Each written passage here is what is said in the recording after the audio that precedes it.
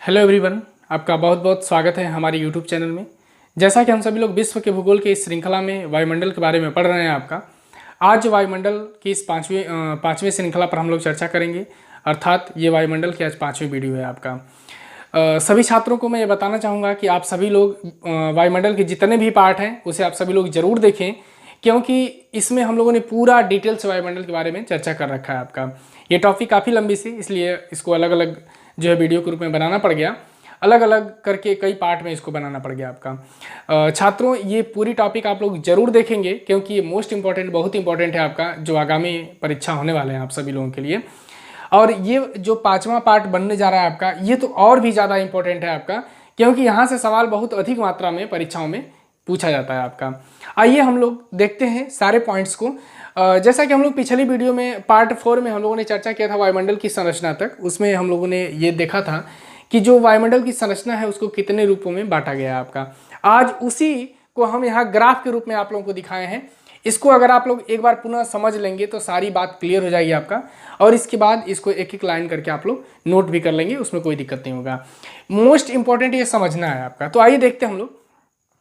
सबसे पहले हम लोग जब बात करते हैं यहाँ पर, तो ये है आपका भूपर्पटी, अर्थात जिस पर हम लोग रहते हैं। ये पृथ्वी का वो हिस्सा जिस पर हम सभी लोग खड़े हैं, जमीन का हिस्सा, उसे हम लोग भूपर्पटी कहते हैं आपका।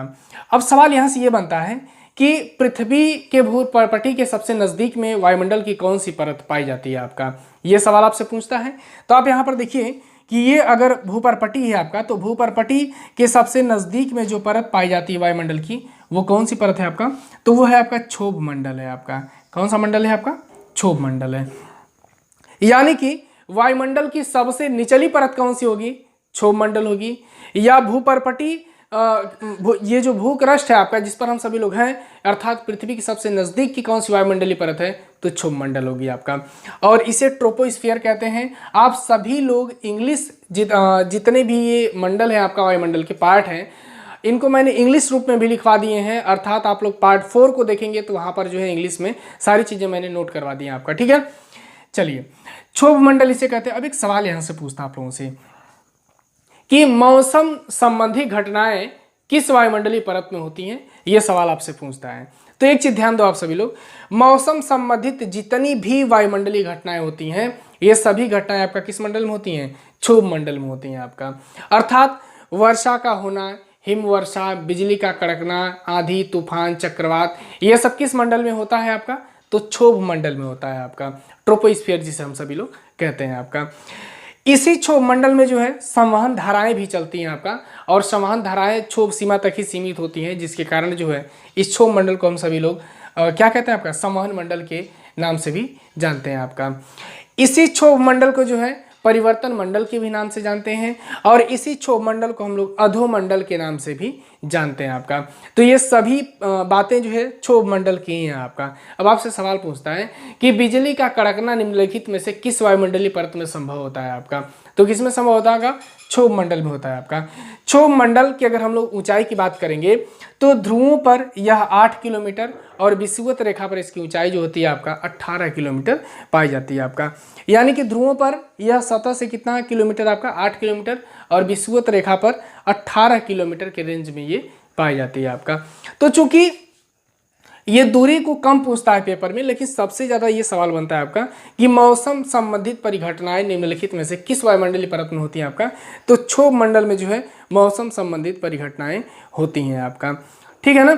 अब इसका एक बात और होता है, इसमें जो है जो टेम्परेचर होता है ना, वो गिरता है आपका। टेम्परेचर के जो गिरावट दर होती है इसमें गिरता है आपका, और वो टेम्परेचर की जो गिरावट दर होती है कितनी होती है आपका, तो प्रति 165 मीटर, प्रति 165 मीटर की ऊंचाई पर जो है 1 डिग्री सेल्सियस टेम्परेचर क्या होता है?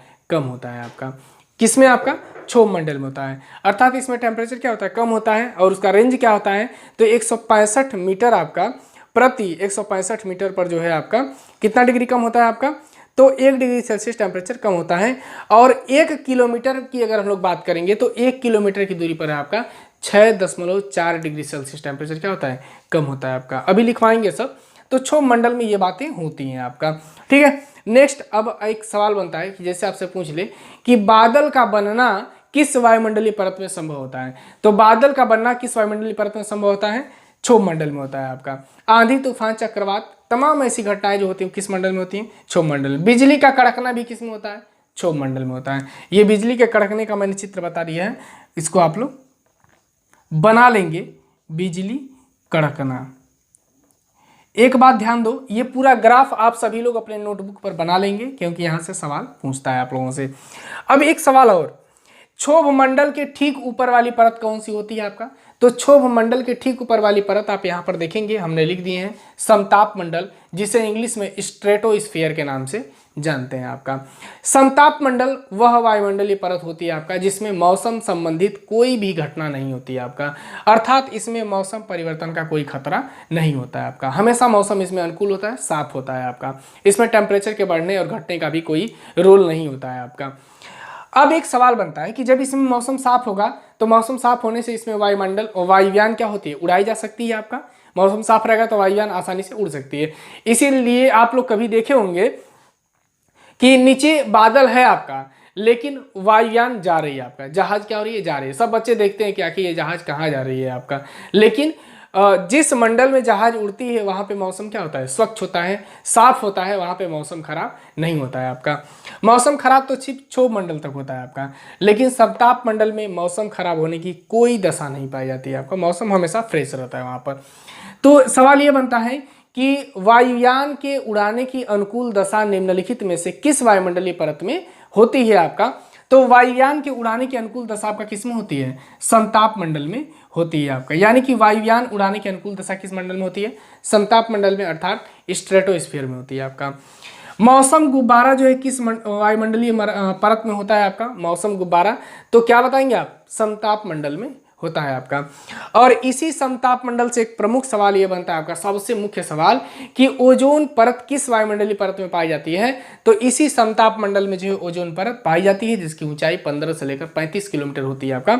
इस रेंज में जो है उसकी सांद्रता अधिक होती है आपका। तो ओजोन परत किस मंडल में? समताप मंडल में। वायुयान उड़ान की अनुकूल दशा किस मंडल में? समताप मंडल में। मौसम गुब्बारा किस में सेट होता है? समताप मंडल में। और मौसम परिवर्तन का कोई खतरा किस मंडल में नहीं होता है? तो समताप मंडल हो जाएगा आपका। समताप मंडल के ठीक ऊपर वाला जो मंडल होता है मध्य मंडल होता है, जिसे मीजोस्फीयर कहा जाता है। मीजोस्फीयर का बहुत बड़ा रोल नहीं है आपका, इसमें सिर्फ टेम्परेचर कम होता है आपका, और टेम्परेचर इतना कम हो जाता है कि समथिंग -100 डिग्री सेल्सियस चला जाता है। तो ये कहा जाता है कि हमारे वायुमंडल का सबसे ठंडी वाली परत कौन सी होती है? तो मध्यमंडल होता है आपका। मध्यमंडल के ठीक ऊपर का मंडल क्या कहलाता है? आयन मंडल कहलाता है, जिसे आयनोस्फीयर कहा जाता है। आप लोग जानते हैं कि यहाँ पर इस मंडल में जो पार्टिकल पाए जाते हैं, जो वायु के कण पाए जाते हैं, वो विद्युत आवेशित होते हैं, और विद्युत आवेशित होने के कारण जो है आपका इस मंडल से रेडियो तरंगे परावर्तित होती हैं, और जिसके वजह से जो है बेतार कनेक्शन का क्या होता है? संचालन होता है आपका। इसी मंडल में जो है उल्का पिंड भी पाए जाते हैं। यह एक प्रमुख सवाल है, पूछता है कि किस वायुमंडलीय परत में जो है उल्का पिंड पाए जाते हैं आपका? तो आयन मंडल में उल्का पिंड पाए जाते हैं आपका। रेडियो तरंगे किस मंडल में पाई जाती हैं आपका? किस मंडल से परावर्तित होती हैं आपका? तो क्या बताएंगे आप? आयन मंडल होगा आपका, ठीक है ना। ये तमाम बातें आयन मंडल में होती हैं आपका। इसके बाद वाला जो मंडल होता है वो होता है बाह्य मंडल, और बाह्य मंडल की आप लोग दूरी देख सकते हैं। 640 किलोमीटर के बाद जो है बाह्य मंडल की एरिया होती है, असीमित होती है, इसका कोई सीमा नहीं होती है आपका। और इस मंडल में जो है कृत्रिम उपग्रह सेट किए जाते हैं, और संचार उपग्रह आयन मंडल में सेट किए जाते हैं आपका, ठीक है। दूरी को आप लोग देख लेंगे, 0 से लेकर 18 किलोमीटर की दूरी किसकी होती है आपका? क्षोभ मंडल की। और 18 से लेकर 50 किलोमीटर की दूरी आपका समताप मंडल की। इसके बाद 50 से 80 किलोमीटर की दूरी आपका मध्य मंडल की होती है। 80 से 640 किलोमीटर की दूरी आपका आयन मंडल की होती है। 640 के बाद असीमित होता है आपका, जिसे हम लोग वायुमंडल कहते हैं आपका। अब एक सवाल पूछ लेता है आपसे कि हमारी वायुमंडल को कितने परतों में बांटा गया है आपका? तो 1 2 3 4 5 भागों में वायुमंडलीय परत को बांटा गया है। सबसे बाह्य वाली परत कौन सी होगी आपका? तो वायुमंडल हो जाएगी। सबसे नीचे वाली परत कौन सी हो जाएगी? तो क्षोभ मंडल हो जाएगी आपका। आप इन सभी पॉइंट्स को नोट कर लीजिए, और इसे आप लोग ग्राफ को बना लीजिए आप एक बार, क्योंकि ये ग्राफ बना लेंगे तो आधी बातें तो आपको ऐसे ही समझ में आ जाएगी। फिर एक एक करके मैं सबको लिखवा देता हूँ आपका। पहले ग्राफ बनाइए आप लोग। चलिए अब एक एक करके सारी बातें आप लोग लिखेंगे। सबसे पहले हेडिंग आप लोग बनाएंगे क्षोभ मंडल, हेडिंग बनाएंगे आप लोग। इसको हम मिटा दे रहे हैं आपका, ये बहुत इंपॉर्टेंट है आपका, क्योंकि यहाँ से सवाल बहुत अधिक पूछता है। वायुमंडल का ये सबसे मुख्य पार्ट है जो वायुमंडल आप लोग पढ़ेंगे, चूंकि सारी बातें इंपॉर्टेंट है, लेकिन यहाँ से सवाल बहुत अधिक बनता है। और हमने शुरू में बताए थे कि जीएस पढ़ने का, जीके पढ़ने का एक सबसे प्रमुख तरीका ये होता है आपका कि आपको किस बात पर फोकस अधिक करना है आपका। तो मैं बता दूं कि वायुमंडल वाले चैप्टर में ये वो हिस्सा है जिसे इसकी आत्मा कहा जाता है, और ये काफ़ी इम्पोर्टेंट है आपका, बहुत ज़्यादा इम्पोर्टेंट है। आप लोग हेडिंग बनाएंगे क्षोभ मंडल, पहली हेडिंग होगी आपका क्षोभ मंडल।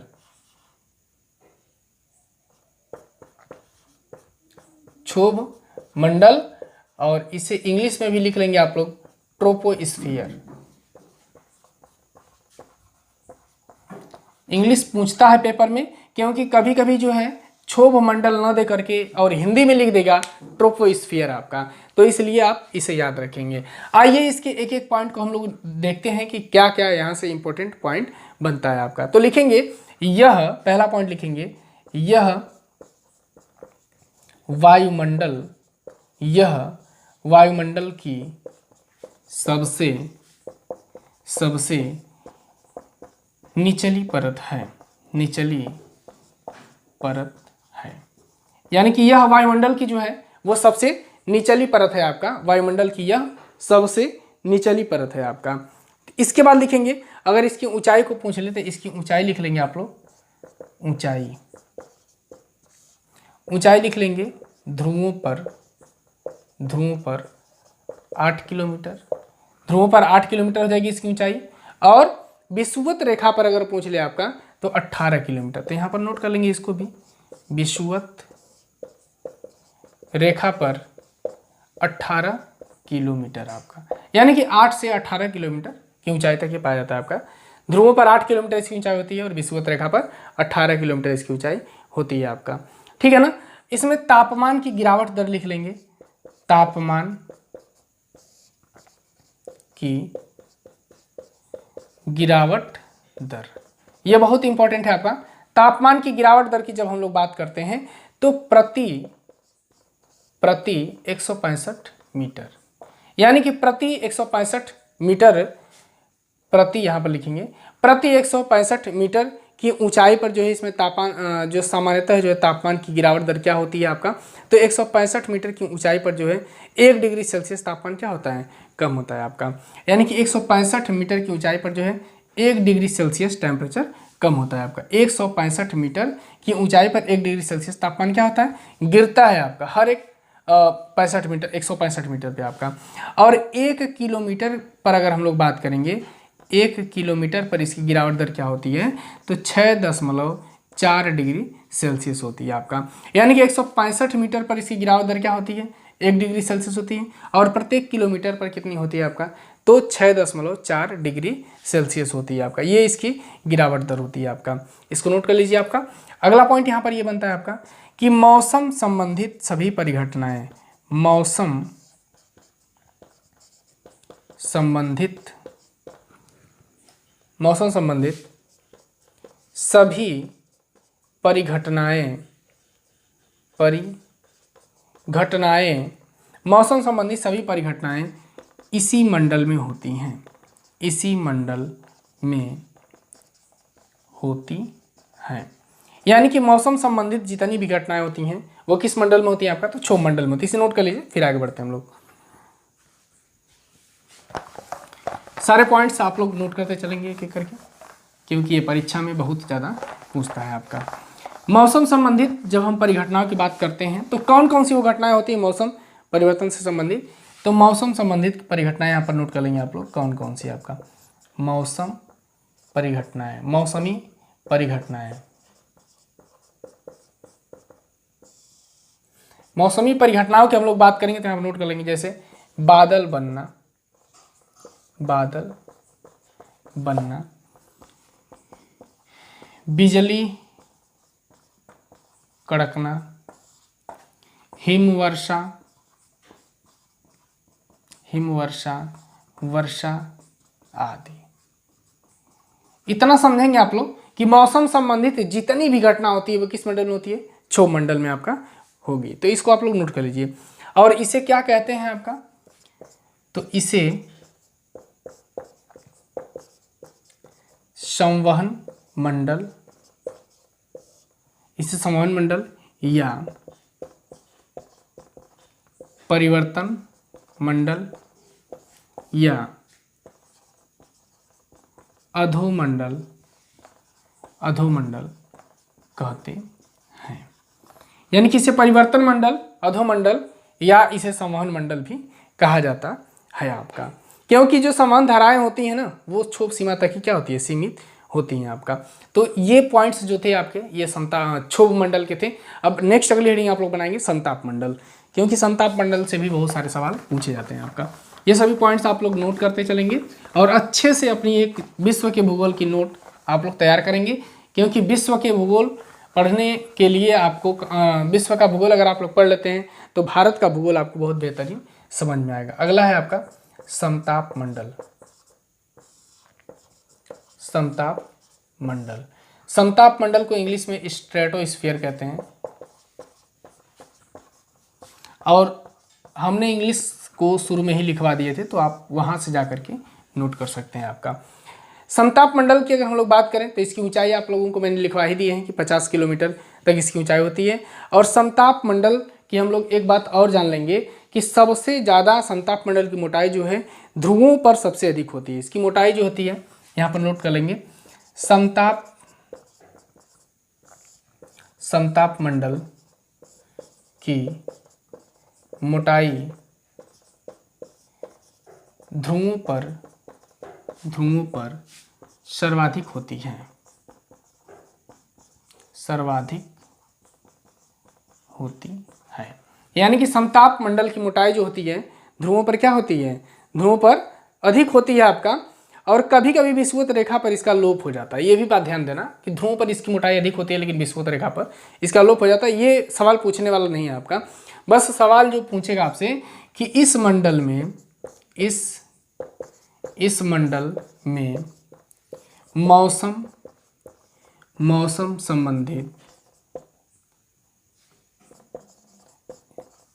संबंधित कोई परिघटना नहीं होती है, अर्थात इसमें मौसम का परिवर्तन नहीं होता है आपका। इस मंडल में एक चीज़ और आपका कि इसमें जो है वायुयान उड़ाने की आदर्श दशा पाई जाती है आपका, ये भी नोट कर लेंगे आपका। इसमें वायुयान उड़ाने की आदर्श दशा पाई जाती है। इस मंडल में जो है वायुयान के उड़ाने की आदर्श दशा पाई जाती है। किस मंडल में, तो समताप मंडल में आपका। और अगला पॉइंट इसमें सबसे इंपॉर्टेंट है आपका कि ओजोन परत इसी मंडल में पाई जाती है। यही इसके सबसे इंपॉर्टेंट पॉइंट्स हैं आपका जो परीक्षा में पूछे जाते हैं। और नेक्स्ट अगला पॉइंट अब आप लोग नोट करेंगे आपका समताप मंडल के बाद जो मंडल आता है मध्य मंडल आपका, इसको आप लोग नोट कर लेंगे। इस पॉइंट्स को आप लोग नोट करिए, फिर आगे हम लोग बढ़ते हैं आपका। यही सिर्फ पूछे जाते हैं समताप मंडल से, स्ट्रेटोस्फीयर से, यहीं से सवाल पूछता है आपका। नोट कर लीजिए इसको। अगली हेडिंग आप लोग बनाइए मध्य मंडल, और मध्य मंडल को नोट करिए आप लोग। मध्य मंडल से बहुत अधिक सवाल पूछे नहीं जाते हैं आपका, क्योंकि वहाँ से कोई बहुत बड़ा सवाल नहीं बनता है आपका। लिख लेंगे आप लोग मध्य मंडल। और मध्य मंडल को क्या कहते हैं, मेजोस्फीयर इसको कहा जाता है आपका मध्य मंडल को। मध्य मंडल के जो सवाल बनते हैं आपका, मध्य मंडल समताप मंडल के ठीक ऊपर 50 से 80 किलोमीटर की ऊंचाई तक फैला है आपका। ये तो मैंने शुरू में ही बता दिए थे कि मध्य मंडल की जो ऊंचाई है वो 50 से 80 किलोमीटर तक है। और समताप मंडल के ठीक ऊपर वाली परत कौन सी है, तो मध्य मंडल। इसको लिखवाने की तो जरूरत है नहीं, आप लोग इसको नोट ही कर लेंगे आपका। इसका एक स्पेशल पॉइंट आपका बनता है कि इसमें तापमान में जो है अचानक गिरावट आ जाती है। ये पॉइंट्स इसका मेन है, इसको आप लोग नोट कर लेंगे कि इसके ऐसे लिख लेंगे आप सभी लोग कि इसमें जो है तापमान में अचानक गिरावट आ जाती है इस मंडल में, ठीक है। इसमें तापमान में अचानक गिरावट आ जाती है। इसमें तापमान में जो होती है वो अचानक गिरावट आ जाती है आपका, ठीक है, नोट कर लीजिएगा। इसमें तापमान में अचानक गिरावट आ जाती है।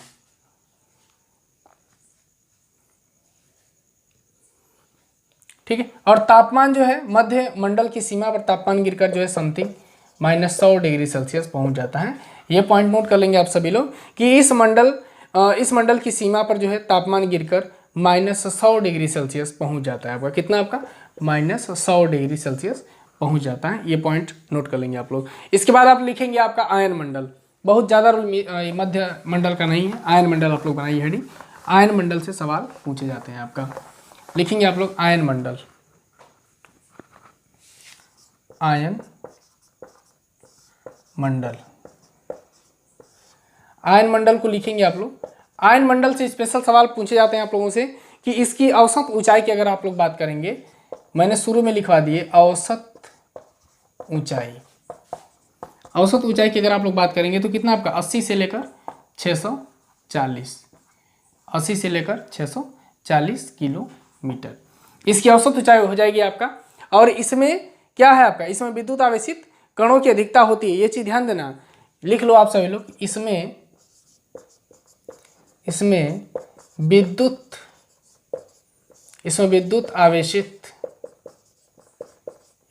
आवेशित कणों की अधिकता होती है। इसमें विद्युत आवेशित कणों क्या होती है, अधिकता होती है,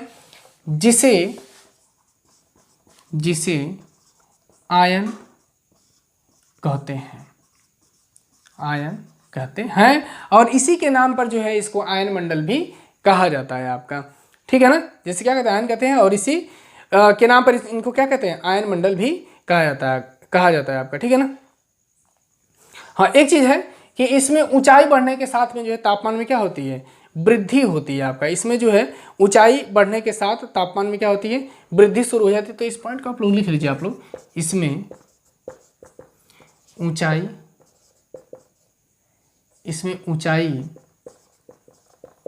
बढ़ने पर तापमान में वृद्धि आ जाती है। इसमें तापमान में वृद्धि आ जाती है आपका। ऊंचाई बढ़ने पर इसमें तापमान में क्या होती है, वृद्धि आ जाती है आपका, ठीक है ना। इस मंडल, अब एक चीज ध्यान दो कि इस मंडल में जो है जो परतें पाई जाती हैं आपका, जैसे डी लेयर है आपका, तो डी लेयर से कौन सी तरंग परावर्तित होती है आपका, E1 E2 से कौन सी तरंग परावर्तित होती है। इस तरह सवाल आपसे पूछता है तो इसको नोट कर लेंगे आप सभी लोग। इसमें जो है इसी मंडल में रेडियो तरंगे परावर्तित होती हैं आपका, तो लिखेंगे इस मंडल में सबसे नीचे स्थित डी लेयर से लॉन्ग रेडियो वेव परावर्तित होती है आपका। ये पॉइंट से यहाँ पर आप लोग नोट कर लेंगे आपका कि इस मंडल में सबसे नीचे स्थित डी लेयर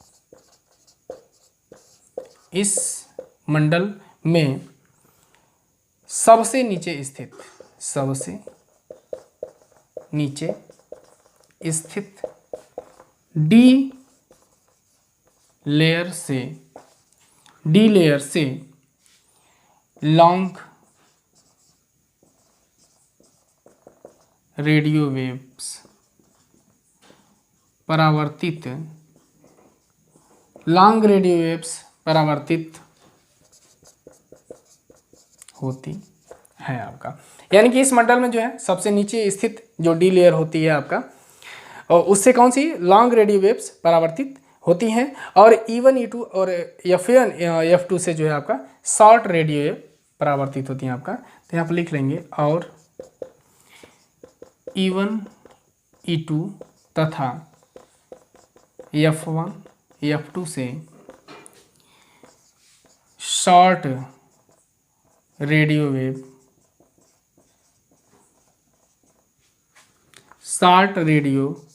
वेव्स परावर्तित होती हैं। सीधे सीधे आप लोग ये याद रखेंगे कि रेडियो तरंगे किस वायुमंडलीय परत से परावर्तित होती हैं, तो आयन मंडल से जो होती हैं वो रेडियो तरंगे क्या होती हैं, परावर्तित होती है। ये पॉइंट आप लोगों के लिए काफ़ी इंपॉर्टेंट है, इसी को आप लोग याद रखेंगे आप लोग, ठीक है ना। और इसी से जो है रेडियो तरंगों का संचालन होता है आपका। और टेलीविज़न, रेडियो, तमाम ऐसे जो माध्यम है, बेतार कनेक्शन का संचालन किस माध्यम से होता है आपका, आयन मंडल से होता है। ये चीज़ याद रखेंगे। इसी मंडल से लिख लेंगे आप लोग, इसी मंडल से बेतार कनेक्शन का संचालन होता है। बेतार कनेक्शन के संचालन का मतलब क्या है कि radio, television, mobile phone, TV, ये सभी जो है किससे संचालित होते हैं, तो आयन मंडल से संचालित होते हैं आपका। नोट कर लीजिए इसको, यही इंपॉर्टेंट है यहाँ से। संचार उपग्रह भी इसी मंडल में अवस्थित होते हैं, ये चीज़ नोट कर लेना आपका। संचार उपग्रह भी इसी मंडल में होते हैं आपका। संचार उपग्रह यहाँ लिख लेंगे आपका, संचार उपग्रह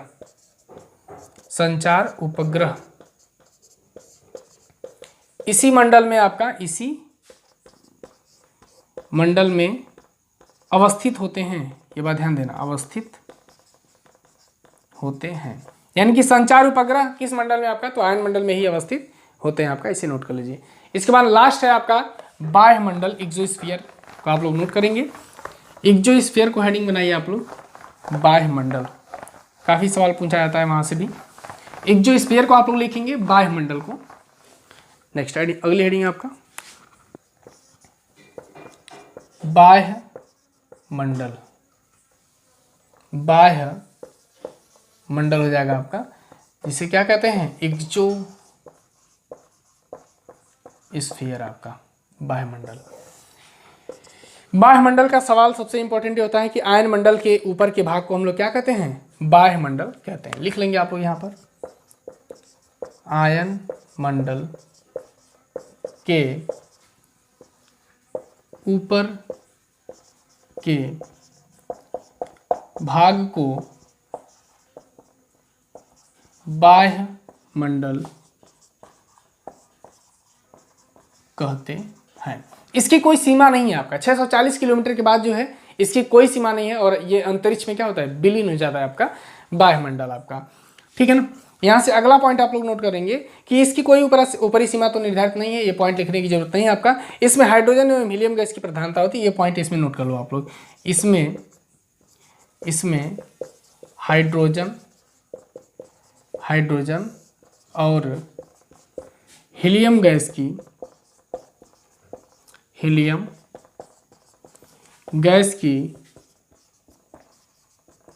प्रधानता होती है। इसमें हाइड्रोजन और हीलियम गैस की क्या होती है आपका, प्रधानता होती है। और ऑरोरा बोरेलिस एवं ऑरोरा ऑस्ट्रेलिस वाली घटनाएं भी इसी वायुमंडलीय परत में होती हैं आपका। जैसे जब सूर्य से जो है जो ज्वालाएं निकलती हैं वो विद्युत आवेशित होती हैं आपका, वो जब कभी हमारे वायुमंडल में पहुंच जाती है, हमने सूर्य को जब पढ़ा रहे थे वहाँ पर इसको पढ़ाएं, आप लोग जा करके वो वीडियो जरूर देखिएगा सूर्य वाले, तब आपको समझ में आएगा। तो सौर ज्वालाएं जब निकल करके हमारे पृथ्वी के वायुमंडल में पहुँचती हैं तो वो विद्युत आवेशित होती हैं, और जैसे ही वो बाह्य मंडल में पहुँचती है तो यहाँ भी तो विद्युत आवेशित कण पाए जाते हैं। इनके संपर्क में जब ये आती हैं तो चमक उत्पन्न होती है आपका, ठीक है ना। तो यहाँ पे सवाल पूछ लेता है कि ऑरोरा वाली घटनाएं किस वायुमंडलीय परत में होती हैं। ऑरोरा की घटना इसी मंडल में होती है आपका, इसी मंडल में होती है। ऑरोरा बोरेलिस और ऑरोरा ऑस्ट्रेलिस जिसे हम लोग कहते हैं। ऑरोरा बोरेलिस आप लोग जानते होंगे कि जब ये वायुमंडलीय परत जो होती है आपका, जो पृथ्वी की जो ध्रुवें होती हैं आपका, जब उत्तरी ध्रुव पर यह चमक दिखाई देती है तो उसे ऑरोरा बोरेलिस कहा जाता है, और जब दक्षिणी ध्रुव पर यह चमक दिखाई देती है तो उसे ऑरोरा ऑस्ट्रेलिस कहा जाता है आपका। तो सिर्फ आप लोग ये याद रखेंगे कि ये ऑरोरा वाली जो घटना होती है ये किस वायुमंडलीय परत में होती है, तो ऑरोरा वाली घटना आपका किस में होती है, बाह्य मंडल में होती है आपका। बाह्य मंडल सबसे आखिरी मंडल है आपका वायुमंडल का, और इसी में कृत्रिम उपग्रह भी सेट किए जाते हैं आपका, ठीक है ना। संचार उपग्रह पूछेगा आप आयन मंडल को टिक करेंगे आपका, ठीक है। तो तमाम बातें थी, आप लोग इसे नोट कर लीजिए आपका, और यहीं पर वायुमंडल समाप्त होता है। और ये जितने भी थ्योरी थी वायुमंडल की यहीं समाप्त होती है। इसके बाद जो है हम सभी लोग यहाँ से बनने वाले जो प्रश्न होंगे उनको सॉल्व करेंगे। तो नेक्स्ट वीडियो आप लोग देखना मत भूलिएगा, क्योंकि वो वीडियो में जितने भी सवाल यहाँ से बनते हैं उसके बारे में हम लोग चर्चा करेंगे आपका। ठीक है, तो आई होप कि आप सभी लोग समझ गए होंगे ये सभी बातें, और वायुमंडल की ये जो टॉपिक थी ये आप सभी लोगों को बहुत बेहतरीन ढंग से समझ में आई होगी आपका। अब आप सभी लोग हमें इजाज़त दीजिए, नेक्स्ट वीडियो में हम मिलेंगे आपका कुछ नए पॉइंट्स के साथ। तब तक के लिए बहुत बहुत धन्यवाद आपका।